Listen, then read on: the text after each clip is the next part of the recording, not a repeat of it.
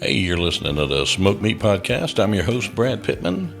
Smoke Meat is brought to you by Joe's Underground at the corner of 8th and Broad in Augusta, Georgia, in the bottom of the Lamar Building. Man, I love going to Joe's. Joe's believed in me from the beginning. They've had my back the whole time I've been doing this. I love Joe's. Oh, man, you go in there, Jeremy and the gang make you feel like your family from the first time you walk in. So remember, I goes to Joe's and so should you. That's Joe's Underground at the corner of 8th and Broad in Augusta, Georgia, in the bottom of the Lamar Building. Another one of our great sponsors is the 4 Points Trading Company. Man, I've been enjoying their candles here, and I'm just loving them, man, because they've got so many great scents. Handmade soy candles. Right now I've got blue spruce and eggnog burning down here in the studio, and it just smells like Christmas, man. It's great. So if you go to their website, 4pointstradingco.com, you will get 10% off if you put in the promo code smoked meat. That's right, I've got my own promo code. I'm fancy, but I tell you, go to 4pointstradingco.com and put in smoked meat and you will get savings galore. Go check them out. Also, go check out Blake Harrison at WW Restaurant Equipment in Thompson, Georgia at 1894 Moose Club Road. It's going to be at the corner of Augusta Highway and Moose Club. Man, Blake's got everything you need from a single spoon all the way up to everything to outfit your restaurant. And he's such a great guy. I've known him for 40 years. And you go in there, there's no telling what you're going to find him doing. He could be doing peanuts, boiling peanuts. There's no telling with a guy. But you'll love him, guaranteed. So go check him out. 1894 Moose Club Road. That's WW Restaurant Equipment in Thompson, Georgia. Or give him a call, 706-595-9511. Today, I'm doing a two-part episode because, man, we talked for so long. We went nearly 2 hours. That's right. I split this one up. I'm releasing the second one just after this one. Mr. George Pajon Jr. You may know George as a guitarist from the Black Eyed Peas. Helped write several of their great songs. Has got Grammys under his belt. And now he is with Cairo Knife Fight, another great band. Man, he's going places. He's been places. And he's such a great guy. We had a ball talking. Now, you'll notice this isn't my normal intro when I start talking to him because we were doing pre-show and we just got to talking and I just hit record, man, because we hit it off right away. So without further ado, we're going to go on ahead and get this beast kicked off. Here's part one on smoked meat.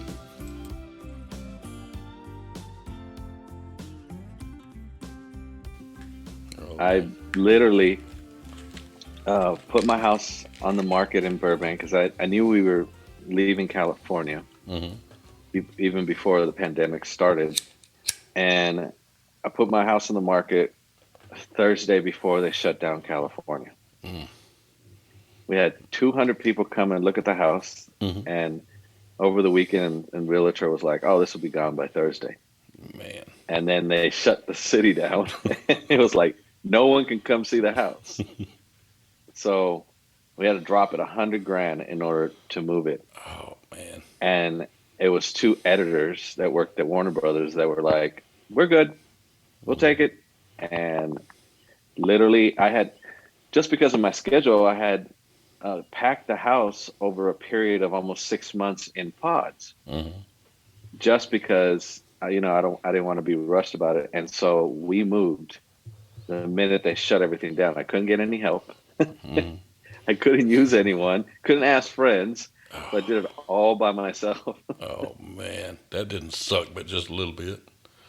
Yeah, luckily it was all in pods, so I would just get one delivered at a time, and I'd take my time with the pods, and basically my wife and I camped in our new home in Vegas for like a month. Yeah. We're living out of coolers and sleeping on the floor. Nice. I was like, this is awesome. This is like camping. Hell yeah. In Vegas, no less. Duh. Oh, cool. Well, when I say that, people are like, oh my God, what's it like there? And I'm like, you don't understand. You got to come to my house to see it. I don't have no neighbors. I'm completely in an isolated place. You lucky bastard. An acre of land and no one near me or around me. And so it was a gift from God that I was like, oh my God, when they're telling you to stay away from people, I'm like, I got my own little oasis here. Yeah. So many people have come to visit me just because of that, especially during the summer. Yeah. And I was like, yeah, come. I have an apartment on my property. That's where I'm at Mm. right now. And so I'm like, just come over here and decompress for 3 days and get away from your house and look at the stars at night. Yeah. Because there's no, I know you're at Atlanta, so you get the same thing. But over here, I don't have no planes. I don't have like Yeah. I hear silence. Oh, I've got a place just out of Augusta where we grew up. I've got 17 acres and a big pond that butts up to a big hunting club and a bunch of state land. So Wow, my that's awesome. my driveway is half a mile long there, and I miss it so much. So Oh, yeah. where you so you that's where your house is, and you stay in. Well, we have one down there, and my wife got a job up here that Okay, paid way too well to turn down. So we rent here, and we've still got that place there that we can go home to and hang out. okay, Yeah. yeah. That's the thing about not living in California. And it's crazy. The mass exodus of people leaving California has created the craziest price gouging you've ever experienced in life. So when I moved, so I rented a truck from Mm-hmm. U-Haul, just one way, Mm-hmm. to come here and put the essentials that we had in the house, like a bed and just basic things that you need, Mm-hmm. toiletries and a couple suitcases of clothes. That cost me $125. Damn. I just recorded. Uh, I finally tracked the 4 albums that I'm about to release. We could talk about that later. Mm-hmm. Um, to rent the truck to come back, Mm-hmm. same distance, LA to Vegas, $640. Shit. No one, That's. there's no one-way trucks. Everyone has taken them out of California. And so you have to get on a 4-week waiting period. Mm-hmm. And then when you get a truck, they send you like 2 hours, sometimes 7 hours away to go pick it up. Oh man. And then they give you the free mileage. They're like, well, we're giving you free mileage. And I'm like, yeah, but I got to drive 7 hours to drive 4. It's horrible. Oh man, that don't suck, but just a little. I hate moving anyway, but that would really make it suck. The only good part, Yes, Vegas. I'm far enough from the strip where I don't get the craziness of it, but I'm Yeah. close enough where it's a $20 cab ride. Yeah. I'll tell you what, I haven't been at all to the strip because the problem with the strip right now is everyone that's been cooped up in the house for 8 months knows that Vegas is wide open, and they're like, fuck it, we're driving 4 hours and we're going fucking crazy. It's Yeah. apocalyptic down there. Oh It man. really is.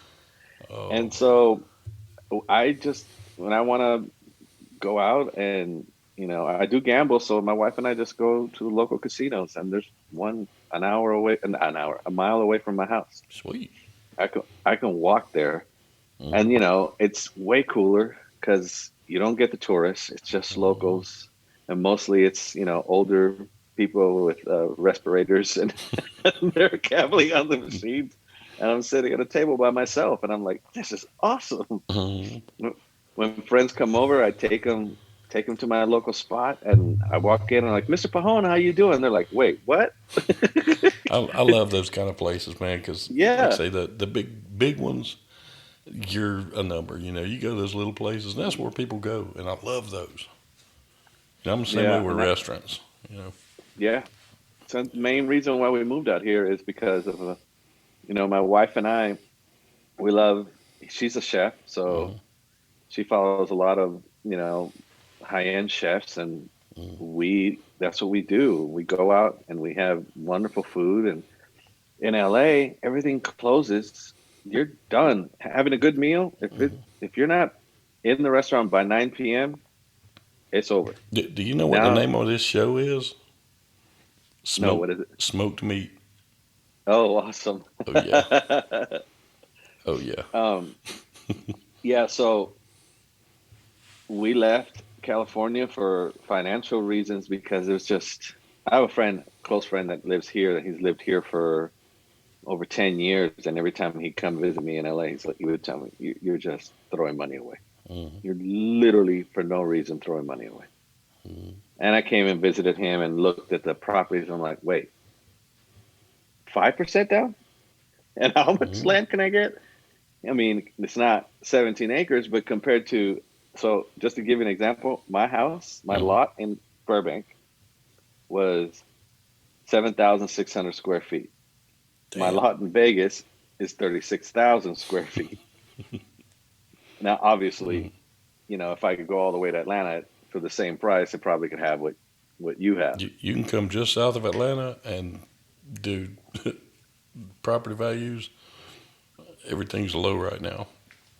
So, oh yeah. It is. And, um, I have everything permitted. Does my studio still in LA? Mm-hmm. So I'm in the apartment on my property, and I kind of just turned it into a makeshift studio so I can continue to work. Mm-hmm. But all the big stuff has to be done over there. So I did all the permitting. I did everything already. My studio here is ready to be built, but I'm just like, you know what? I'm gonna wait Mm-hmm. because if the economy is just slowing down, so I might be able to buy another house. Yeah. And and it's the property values is so low here, and the interest rate is so low here. I could just buy a smaller little place and turn that into a studio. Mm-hmm. And we're not going to work for who knows how long.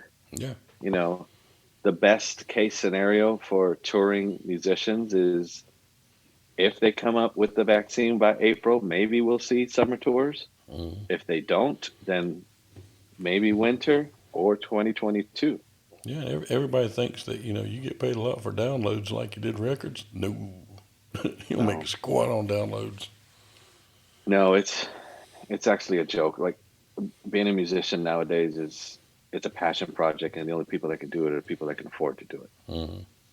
Yeah. And there's, and I get these questions all the time in interviews. What do you think the pandemic's going to do to the industry? And I said it actually, I think it's a positive thing. Mm-hmm. It's going to thin out the herd. There Yeah. were many people that were calling themselves artists and musicians that really had no business doing that, and now this has created a reality check for everyone. It's like, look, you're barely getting by. Mm-hmm. You're waiting on a prayer. You have a better chance of winning the lotto, and it's just not going to happen. And now everyone's like, those people are just like, all right, that's it. I'm done going back to mom's in Yeah. Connecticut, and Yeah. I'm not doing this anymore because there's no waiter's job anymore. There's no, for actors, for musicians, and it's going to thin out the herd to the people that actually are lifers. That have been doing this for 30 years, Mm-hmm. 40 years successfully, not just I make $50 at a bar. Yeah. And that's not what I'm talking about. I'm talking about people that have actually reached the whole world, and I think when music does come back, it's going to people are gonna people have literally what have been people doing? Sitting on their couch consuming. They've Mm-hmm. just been Yeah. consuming Taking it in. information from TV shows they've never seen before, albums they've never heard before. They're gonna Mm-hmm. want quality. Yeah. They're gonna these people don't have expendable income no more, so they're not gonna spend that $100 to go see shit. They're Yeah. gonna spend that $100 on something they really want to go see. Yeah. Just like with this show, I've done some musicians I've never heard of before, like Ian Gearin. Hmm. He's going to be in that concert. He's awesome, and he's a good kid. But I had one reach out to me the other day. His wife's actually a rapper named Deliric Oracle, and I always listen before I interview anybody because it's just respect. Hmm. Yeah, I turned them down. It was that bad. I'm like, holy shit, what the fuck is this? And I'm like, dude, I appreciate it. I'm just tied up right now. It wasn't mean, but holy hell. But the good thing There's is, I need to start looking at pawn shops because I imagine there's some guitars for pretty good cheap right now. right now, yes, that Yep. that had dried up for a long time Yeah. because of the popularity of finding a vintage instrument in a Yeah. pawn shop. Hmm. Funnily enough, you mentioned pawn shops. When things got um, really bad for me, how I I have a pretty large collection of guitars, and so Mhm. when things slowed down because of what you mentioned earlier, Mhm. you just don't make your royalty checks are just not the same anymore. Yeah. And what you're usually counting on is like, okay, that's gone now, and we don't know when it's going to come back. Yeah. I would pawn instruments, and it was a constant hustle for me. I would pawn instruments. You have 4 months to repay that, Mhm. and even my instruments. A lot of them, when I actually sold my publishing, and it was time to collect all those instruments back. Mhm. There's certain ones that I was just like, it ain't worth even buying that back. So I Mhm. left it there. So I'm now starting to get messages from people that bought that guitar, and it's like, hey, can I get some pictures of you playing this one on stage? And I'm like, sure. Would you Yeah. consider selling it back to me? Well, now, if you ever have any that you just want to just send away or whatever, you see, Kenny Aronoff sent me a drum head and some sticks, but I'm without a guitar for the first time in forever. I have a You- place for one if you need to store any. Just saying. I'm a telly guy, but I have a lot of and those. I'm horrible at it. I can chicken pick. That's about it. But I have fun with it. It's a good decompression. I need to get off my cheap ass and go get another one. Is what I need to do. Yeah, I thinned out the herd during that time. I lost quite a few instruments, and so everything I have now is like these are ones that I can't let Mm-hmm. go of. Here, I'll show you one. So, um, we did the American Music Awards one year, and Gibson approached me, Mm-hmm. and I had a deal with Paul Reed Smith at the time, and Mm-hmm. so my whole boat is filled with Paul Reed Smith. A boat is where, if Mm-hmm. you're not familiar, where you keep all your guitars on the stage. They call it a boat. So he comes up to me and he said, "What I got to do to make those Gibsons?" It's like, "You can't." He's like, "What do you mean you can't? I'm Gibson." I was like, "You're not Gibson that I want." I was like, "I guarantee you. Here, how about we do an experiment? Send me some guitars, and I promise you, I'm going to send them right back." And he's like, "Oh, this is a challenge. So you're telling me if I send you some instruments and you like them, you'll replace the ones that are on there?" Absolutely. So you don't have a exclusive deal with them? I was like, I don't have an exclusive deal with no one. Those are just instruments that they send me. I open up the case, I pick it up, I play it, and it works. Mm-hmm. Yours, I pick it up, open up the case, that shit's out of tune, out of intonation, and sometimes backwards wiring. So he's like, okay, at least you're honest. So you're saying if I send you something, you're gonna send it right back? And I was like, if it doesn't blow me away, listen, I own a '54 Les Paul. I don't need your new stuff. It's like if I want to play Les Paul, I'll bring out my Les Paul. Mm-hmm. He's like, okay, this is a challenge for me. So he starts sending me Gibsons. I grabbed the first one. I was like, okay, this feels like it's out of phase.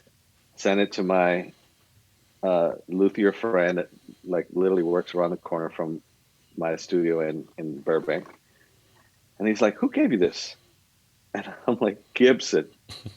He's like, that's why that company's going under. He's like, dude, these pickups are wired out of phase and they're backwards and the wiring is backwards.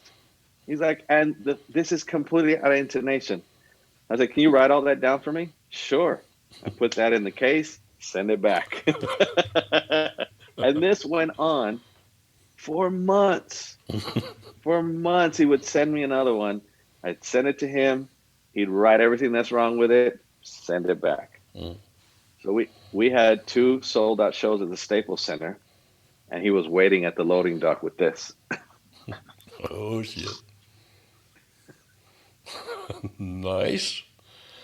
I'm digging it. That's the artwork. No, it's the flashiest, loudest, fucking craziest thing ever. But this is the artwork for the album that year, Mm-hmm. and he covered in $25,000 of Swarovski crystals, and he's like, "Is this good enough?" Nice. Just Like, okay, damn. I'll play that. And Damn. he said he got the ideas like this guy's just not going to take a free instrument, even if it has Gibson on it. It's just for me, it's like, look, if I got to invest money on an instrument that you send me, then what's the point? Yeah. I'll just buy something I want. Yeah. It's like you're trying to get me to play this, on Kimmel and on Letterman and all that stuff, so that you get the. But why am I paying money to fix it? It Yeah. should be something that impresses me. Yeah, when I plug that in, it impressed me. Well, Okay, you cool. That's figure, why I still own that one. yeah, you figure if they're going to get one right, it's going to be the one that they send you, if nothing else. Yeah, and they didn't. And so I think out of that whole exercise, I ended up keeping maybe three instruments, Mm. and they sent in the high 20s. Damn.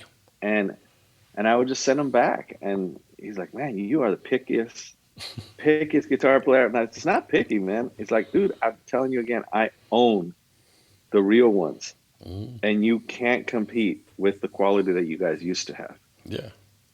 And he's like, "Well, we can't give you the custom shop stuff. Then what's the point?" Yeah. And hello. It ain't like you're me out there playing trying to sell these things. Um, yeah, you freaking It's George Pajon. it's it's a curse and a blessing. The Mm. blessing part of it is that I've played so much, and I've heard quality beyond quality. But then the Mm. curse is that you can't walk into a store and pick up a guitar and be like, "Oh, this is great," Yeah. because I can hear from the first strum without even plugging in. It's like that wood's a piece of shit. Those Mm. frets are terrible. That pickup is going to be terrible. The wiring harness is terrible. It's not even worth it. It's not even worth the I, point. I'll tell you, my favorite guitar I ever bought, and I wish I'd never gotten rid of it. Like I say, I love Tellys. I've had Fender, I've had, the Squire and all those.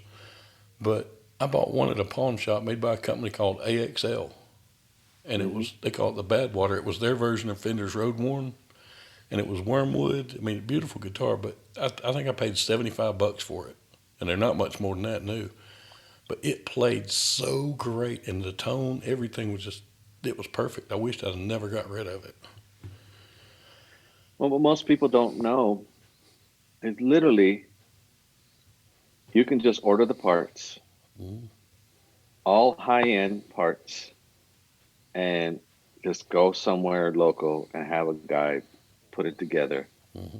And it'll probably cost you under, for really good wood and good parts, quality instrument, under $1,000 Mm-hmm. total. And you're going to have something you'll never, ever give away or sell because it's yours. And you picked out all the pieces, and the guy's putting it together for you. So you're going to be like, well, this doesn't sound right. This doesn't feel right. And then when it comes together for you and it's like, wow, this is it. And now it's yours. And I hate the price gouging of big companies. And that's why I don't Mm-hmm. really deal with the bigger companies. Yes, I can have a vendor endorsement. Yes, I can have um, a Gibson endorsement. I do. I know Peter, the main guy there, and he's a sweetheart, and we love each other. But he knows how I feel about it. It's like, dude, your quality right now is just not. He's like, well, Yeah. what's guitar would you pay money for? And I'm like, Grosh. He's like, yeah, okay. Yeah. It's like even Mm-hmm. it's like they know, and the companies that I do play on stage, it's people that I've had relationships with for 20 plus years, Yeah. and that's my whole deal. It's like, look, it's for me. I've been around too long now to actually even give a, a damn about endorsing any of those big names. For me, it's like, how can I help a friend? Mm-hmm. These people are leaving. Like there's the luthier um, that used to be the really great guy at Paul Reed Smith. So if you buy like when they first released the single cut Paul Reed Smiths, I believe it was like late '90s. Mm-hmm. I don't know exactly when that was. They had a luthier in the custom shop called Joseph Nags, Mm-hmm.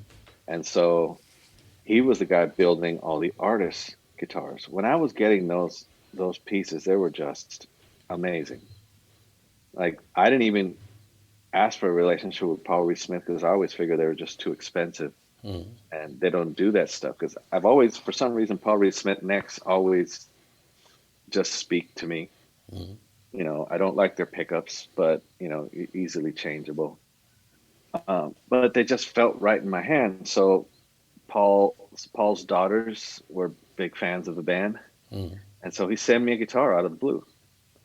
And I got to a show one day, and there's a custom Paul Reed Smith, and I literally took it out of the case, plugged it in, and went on stage, and it was just glorious. And I'm like, oh my God, this is amazing. So I called them, and I was like, okay, thank you. Well, what is it that you want? Mm.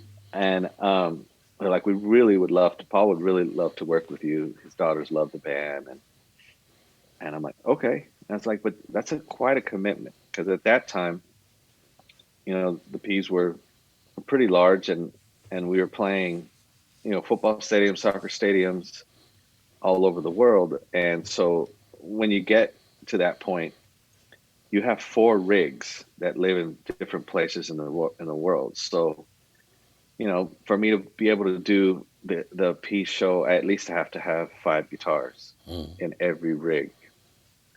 And so that's, five times four. Yeah. And those uh, my rigs live in Europe, uh, Asia, South America, United States, and then one that's with you at all times, which is the smallest one. Mm. So you have to get to have guitars for all of those. And Paul's people were like, send us a list. What do you want?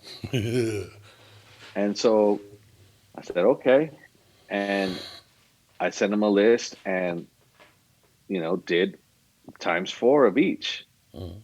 And they sent it to me.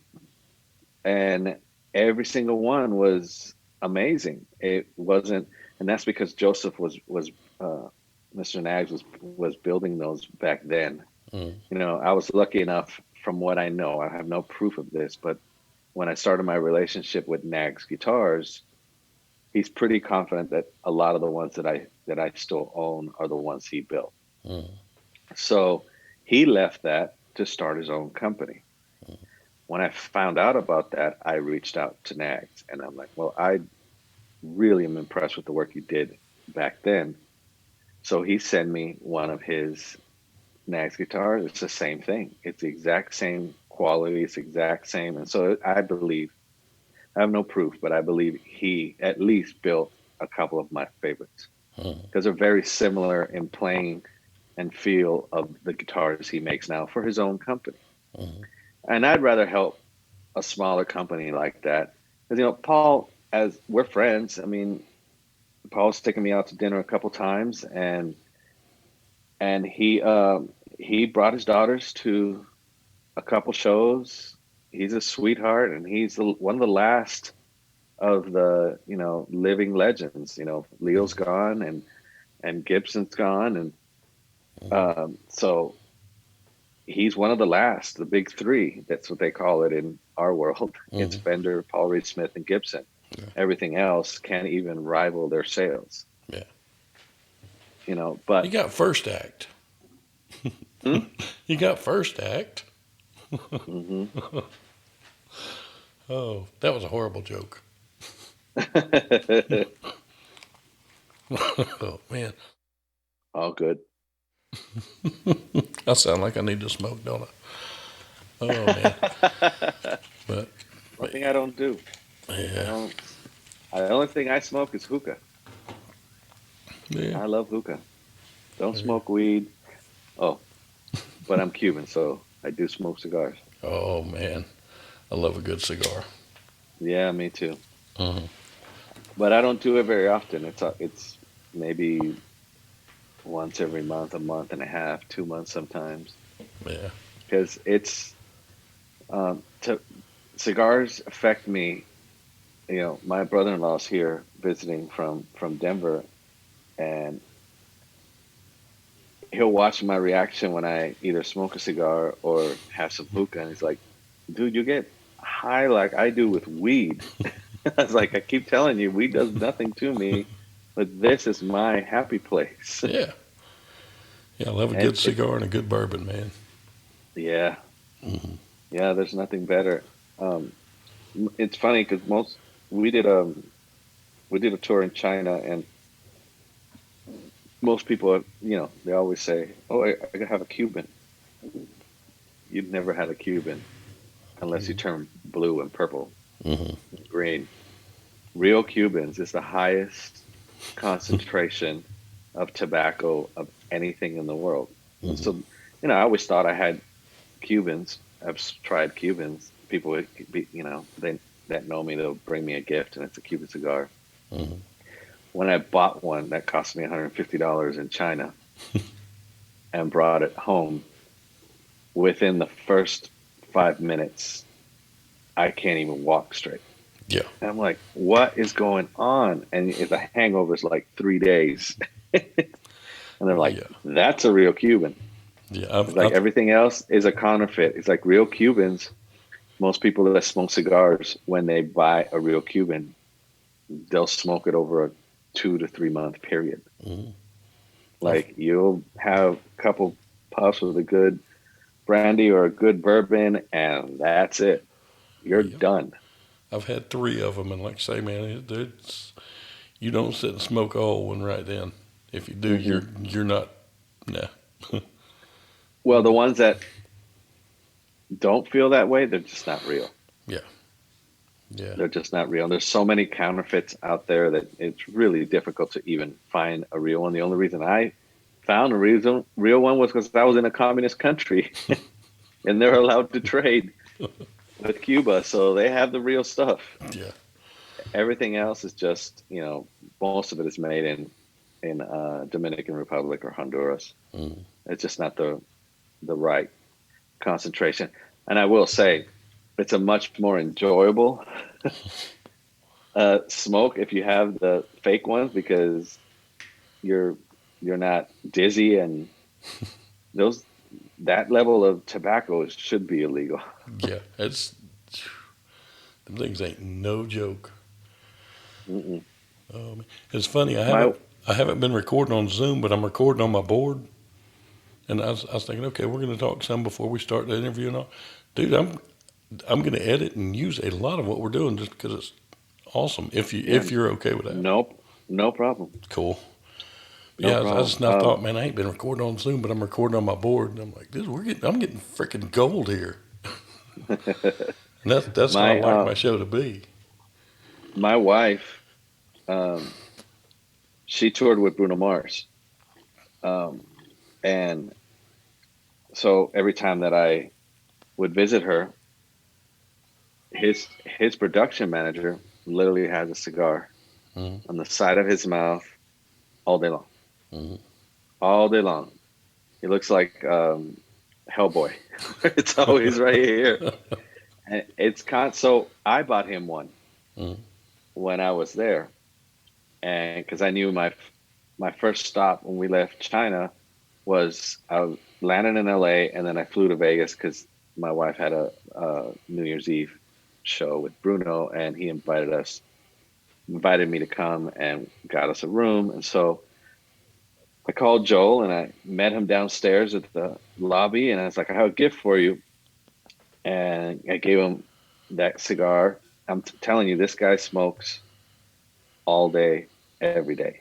Mm-hmm. He has a lit cigar on the side of his mouth all day long. Mm-hmm. He sat there with me. We lit up. Within 5 minutes, he's like, dude, I need to go. I have to lay down and like take a 3 hour nap, or I'm not going to be able to do the show tonight. What is this? I was like, that's a real Cuban. Yeah. So that's not He's what like, you've been getting. why didn't you warn me? I'm like, because the experience is everything. Mm-hmm. It's like, now you'll never forget. Yeah. When someone hands you a Cuban and you take a couple puffs, and you're like, yeah, this Yeah. ain't real. They think if it's got Cuban seed tobacco, it's a Cuban, and it's different. Hmm. The ground there just, Yeah, I mean, you can. I've heard arguments that that's where it all started. yeah. And then when communism happened, he took over all those businesses, and that some of them left. Hmm. Some of them fought him for a while, but eventually he owned all of them. Yeah. And that's why a lot of those Cuban cigar companies now live in other parts of South America, because the climate is similar, but it's not the same. And Yeah. so that's what makes a difference. Yeah. The content of the leaves is way more potent there, because just literally it's just because of the climate. Yeah. It's extremely uh, high humidity. Mm. It's I've never been, because I've never been allowed. I'm Mm. first generation born in the United States, first generation with an American passport. Mm. Both my parents left in the 50s before Castro took power. Mm. They didn't meet there, they met in California. Oh man. Yeah. Yeah. And live a couple miles from each other Mm. in Cuba. Oh, and the funny part is, when I met my wife, I found out from the time I was about 6, we lived within 3 miles of each other up to the day we got married and never knew each other. If we, Wow. when we moved, my father and his brother bought 17 acres of land and split it. Within 2 months, her dad and her brother did the same thing about 3 or 4 miles from us. Same amount of land, Wow. everything. Is that still the house that you were talking about? Yeah, Oh, yeah. wow. So that was your parents' house before? Well, it was her parents.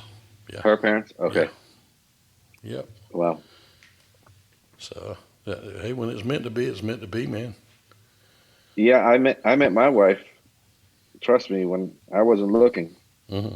Um, at that time, Will from the Black Eyed Peas, and I would bet uh, on Madden games. Hmm. That's how we, you know, kept entertained when you're on a 3 month bus tour. And so we're in a pretty heated game. I'm really hungover from the night before, and score is tied. We have $500 on this game, and he pauses the game because management's like, "Yo, we gotta go. We gotta be at this next show in 30 minutes. Hmm. They're expecting you to perform." As the P's would do private events Hmm. to raise funds and money for charities and stuff, and it wasn't full band or anything. They would just the three of them. Sometimes Fergie wouldn't show up, and the three of them would just sing along to the records. But they were there, and sometimes it was at people's houses. Hmm. Um, so he pauses the game. He's like, "You got to come with me." I'm like, "I'm not going nowhere, dude. I feel horrible right now." He's like, "I don't care. We have $500 on this game," and he tells the whole bus, "Don't you dare touch this game. Leave it paused like this. We'll be right back." And he made me get in the car and go to this damn party. I'm a huge sports fan. Hmm. It turns out the party was at Kiki Vandeweghe's house, who at that time was the president, the GM of the Denver Nuggets. Nice. And I'm like, "Is that Mello? Oh my God, this is awesome." And I'm having a blast at this party. And there's this girl that I just can't take my eyes off of. And it was my accountant, who was also Will's accountant at the time. And he was there with his wife Mm. that set up the whole thing. And it was a charity to raise money to build houses for Hurricane Katrina victims. Mm. So with that concert, they raised enough money to build 100 homes. Hell yeah. Well, my wife was um, the hairstylist for Kiki Vandeweghe and Peggy Vandeweghe. So Peggy hired her Mm. to just greet the guests. And so my accountant's wife just watched me keep looking at this girl, and he grabbed her by the hand and brought her over to me. He's like, "I just want to introduce you to someone. This is probably the nicest guy you'll ever meet." And then she walked away, and I'm like, "I'm so sorry. I didn't ask her to do that." And now we're married. Yeah. I met my wife on, let's see, it was May 30th, proposed July 2nd. We got married January 9th. When you know, you know. Yeah. I walked into the bus that night, and I said, "I met my wife." And they're like, "Oh God, here we go. Oh geez." I'm like, I knew. Hmm. I Well, was right. well, who won the game? There wasn't a game. This was just a charity. Oh, No, yeah, the other oh, game. you're talking about the Madden game? Yeah. Yeah, I won. Nice. Nice. Yeah, I won. Oh, man. I Dude, beat him all the time. He was terrible. yeah, my brother, He when we was, used to play Ken Griffey baseball on Nintendo 64, and he mm, swore he was such a badass and he never beat me. I would just stomp him. I just knew the tricks, and he couldn't figure them out, and it drove him insane. But it was so much fun to piss him off with that game. oh, it was. That, I miss that, and I don't own one, and I haven't updated because we haven't toured in a bus in a while. And I'm like, if I own it at home, I won't get no work done. Mm. I literally will not get no work done. Um, but that, when you're on a bus, sometimes the drives could be 3 days, Yeah. and you only stop to gas, and that's when you go to the restroom, and that's it. Get back on the bus for another 14 hours. And Mm. there's only a couple things you can do: drink or play video games. Or You've both. already watched, yeah, you've already watched all the movies because remember, this is back in the day when there was no, Apple TV or streaming or anything like that. It was DVDs. So Mm. you've watched every DVD on the bus. You've watched every DVD you buy at the truck stop, Mm. and so video games was it. Hey, it works And though. It, yeah, it works, man. I tell you, it's funny when we got hooked up. I was talking to my partners. I'm like, here's who I'm interviewing. They're like, really? I'm like, yeah. And they said, you have skipped some levels. I'm like, well, I like to think that I always do, but yeah, and I was telling him he had the new band out, and they asked me what the name of it was. I said, it's Cairo Knife Fight. And to me, that is the coolest band name I've heard. I love making up band names, and thank you, that's here. thank you.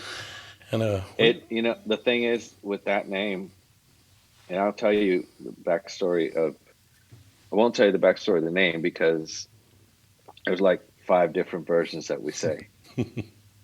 Mhm. The funniest one that I've watched Nick say in interviews is his plane had a stop in Cairo, and there was a bunch of military guys there, and there was a fight, and this older man looked at Nick. He's like, "Another Cairo knife fight," That's a good. and that's a real story. He wrote that down in his notebook, and when he started the band, he looked through his pages. It's like that. I remember hearing a great band name, and it was written there. And he has different versions of that story, and sometimes I tell one in Spanish. Mm. Um, but that name, I could tell someone, "Hey, what are you doing nowadays?" "Oh, I have a new band. It's my new thing." And what's the name? Cairo Knife Fight. I won't see that person for 2 years, and I'll be like, "Yo, how's Cairo Knife Fight doing?" They don't forget. Yeah, it's They easy to literally remember do because not forget. it's that awesome. You can remember that one easy. Yeah, and Yeah. and it actually is a perfect fitting name for the band. Nick and I set up in the front of the stage. It's only two people. Hmm. We face each other. It's kind of like a musical knife fight. It's what it is. He's doing his thing. I'm doing my thing, and it's counteracting each other. Sometimes it doesn't work. Sometimes it's magic. Hmm. Because we're doing the whole looping thing, creating stuff on the fly, and he plays drums, plays bass with his left hand, and sings. Hmm. He's just a freak of nature. But sometimes that stuff doesn't work. He'll set up a loop, and it won't be in sync with mine because we don't play the tracks. So Hmm. I always tell people in interviews, it's like, look, you're either coming to see magic happen or a complete train wreck. Exactly. And And one's that, as good as the other. yeah, and it really is. It's Mm. so the performance that will be on the show on the 24th. That was a really bad show for us. Hmm. It was an absolute train wreck from beginning to end. Hmm.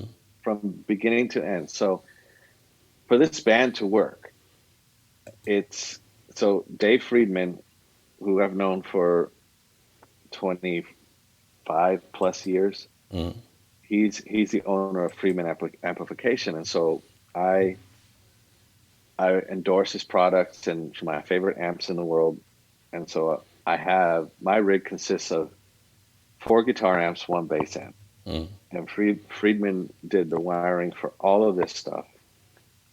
So he had a going back home concert, which he's from Detroit. So he went to Detroit and he did this big old show in one of his favorite venues. Mm. So he cartaged all of our stuff for the first time.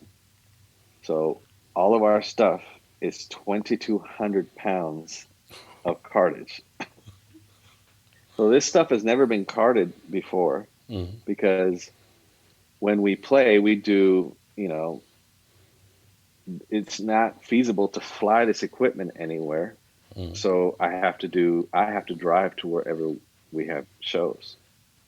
So we usually pull in a trailer, and that's relatively, you know, harmless to the equipment. Mm. Well, whatever that shipping company did, when we unboxed everything, put it in a trailer, and headed to the venue in Detroit, it all worked great during sound check. It all started falling apart one by one during the show. Oh. Like Nick's whole world the power just started going out. And Mm. had no idea why. And like all of a sudden, we set up these loops and everything's going great, and then it just goes down to nothing but me. And and you just have to improvise and keep going. And we're really good at that. And you just fly by the seat of your pants. And where you could see it in the concert, not in the clip that we're using for the show, but the first five songs, it's just everything that could possibly go wrong went wrong. And we're just sweating and trying to fix things on the fly. And so the song that is going to be aired is when we finally settled everything in and we Mm. took a breath. That's the performance that we gave to Andrew to air for that show. Oh. And you could see even in the beginning of the performance where Nick just puts his head back and he takes a deep breath. He's like, okay, let's start over. And it was Oh. the stupidest stuff. Yeah. Basically, however they shipped the gear, it was moving so much in Mm. the truck that all the plugs were this far from falling over. Mm. So as we started playing, we're one of the loudest bands you will ever see live. Mm. I have an interview where the journalist said, "I just went to a Motorhead show. These guys are about 20% louder." Damn. No, I And gotta it's come just see two y'all. people. And so when we started playing, and I'm pushing so much air with all these amps, and so is Nick, that those little cables just came completely out. And then one by one, things just started shutting off. Mm. And we're like, what's going on? Finally, Nick looked at the back of the rack and he's like, what the hell? Everything's unplugged. He just plugged everything back in. Mm. He gave me a thumbs up, and then we started the song that we're playing on that show. Nice.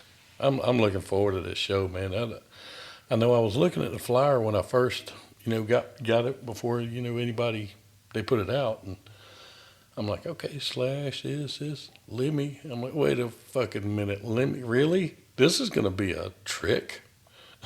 And then talking to Andrew the other night, he explained it to me. I'm like, Yeah, that's good. And his Lemmy story, how he met Lemmy, yeah, phenomenal. I love it. yeah, Uh, yeah. It wasn't hard to meet Lemmy, mm. because, and it was kind of a California thing to do and Los Angeles thing to do. Mm. And I can't tell you how many times friends of mine that were, hardcore rock fans, I'll be like, where are you staying at? Oh, we're at this hotel. All right, I'm coming to pick you up. You want to meet Lemmy? I wasn't Yeah, setting anything up. yeah. I literally would just go to the Rainbow, and he was there every day at the end of the bar, playing that stupid machine. He sat there all day when he wasn't touring, Mm-hmm. and he'd have a Jack and Coke, and he'd play this machine. Well, like right there over my shoulder where I'm kind of pointing, Jerry Laffey painted a picture of Lemmy and sent me one of them. And Well, that's, awesome. I love it. He got flames coming out of his feet. It's a cool picture. So we're on tour, and we're playing. We did a lot of festivals. One of the coolest things about touring with the Peas is we kind of crossed a lot of genres to Mm-hmm. where it wasn't a big deal to put us on a rock festival Mm-hmm. because they knew that if we were on a rock festival, Will would tell me, just turn up the amps all the way up, tell the drummer, let's play everything like 2 times faster. Mm-hmm. And now we're kind of in that same vibe. Yeah. And he had the power to do that because he had a live band. We would just cater to whatever we were, whatever festival we were at. Mm-hmm. And so one of the festivals we pull up, and it's a festival in Belgium. I think this was in Belgium called Pukkelpop. And they park all the buses in the same area for every single band. And you're talking about 200 plus bands. Mm-hmm. And some of the best festivals are all in Europe because they're not genre based. Mm-hmm. So, like one of my favorite experiences, one of my favorite bands is Iron Maiden. Well, they opened up for us. Oh shit. Technically, they weren't opening up for us. They just Mm-hmm. played in the slot before us. But in our world in America, they Mm-hmm. opened up for us. Yeah. So you saw all these metalheads watching Iron Maiden going crazy. As soon as they hit their last note, the whole audience left and it filled right back up with our audience. Mm-hmm. It's the craziest thing that happens in Europe. Mm-hmm. And so, one year at that festival, we played it many years. I wake up, and which is a common thing. Usually, the bus comes into that festival probably like 3, 4 in the morning, sometimes midnight the night before you play. Mm-hmm. And in Europe, you don't get hotels or anything like that. There's a big old communal shower, kind of like a sports shower. Mm-hmm. When you get off the bus, you head to the shower, and then you come back and you chill until it's time for you to go on stage, and you head to the next festival. Well, I open the door at like 9 in the morning to my bus to see where I'm at. I open the door, the bus right across from us. Another door opens, and it's Lemmy with a Jack and Coke at 9 in the morning, walking off the bus, and he goes like this. And I'm like, yeah, I'm not a rock star. That guy's drinking at 9 in the morning, his normal drink. And every time, and I saw him quite a few times on those festivals, and every time he had that Jack and Coke in his glass, and that was just him. Man.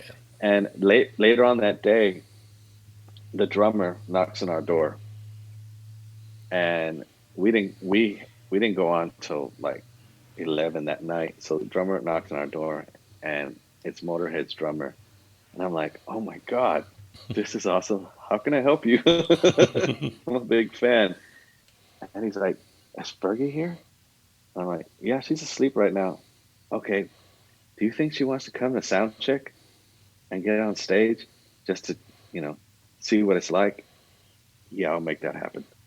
Like, okay, cool. Our sound check's at 5 o'clock. I'm like, so I wake her up. I was like, yo, you got to get up. For what? I was like, Motorhead wants you to be on stage for their sound check so you can feel, how loud it is. She's like, oh, hell yeah. All right, let me get ready. Yeah. We all head to to their sound check, and we were on the stage while they were sound checking, and it was just insane. Oh It man. was so loud. Like they literally didn't even need a PA. Yeah. It was Oh man. wonderful. And I took inspiration from that. And when people are like, why do you play so loud? I'm like, you just don't get it. Yeah. I mean that's It's like, that's why you go to a concert, man. You want to feel it. You want the experience.